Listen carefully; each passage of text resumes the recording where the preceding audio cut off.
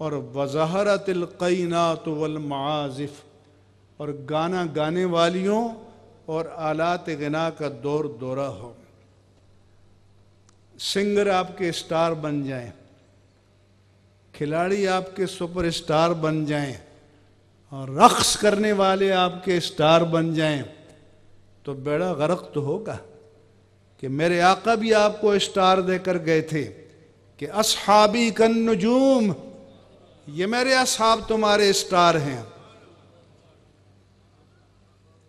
فَبِأَيِّهِ مُقْتَدَيْتُمْ اِهْتَدَيْتُمْ، تم جس کی روشنی میں چلو گے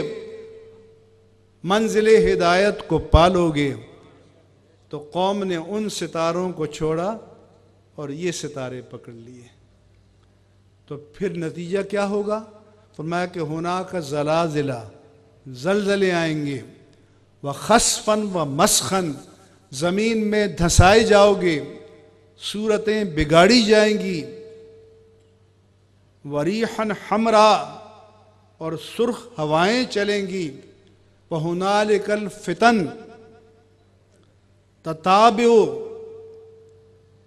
کسلک النظم، فرمایا کہ وہاں پے در پہ فتنے آئیں گے، جیسے ایک تسبیح یا موتیوں کا ہار ہے،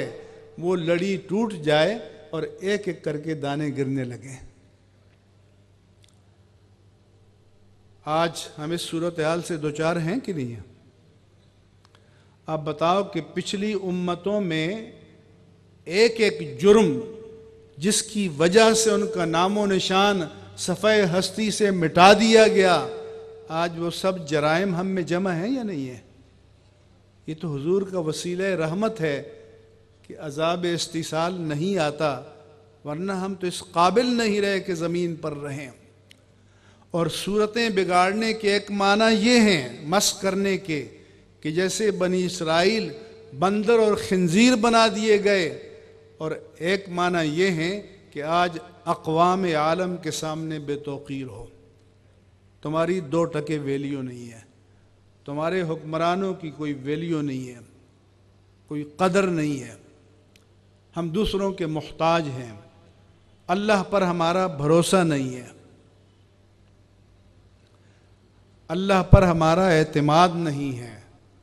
ہم ایک دوسرے کو دھوکہ دے رہے ہیں، قوم کو دھوکہ دیا جا رہا ہے، تو اس عالم میں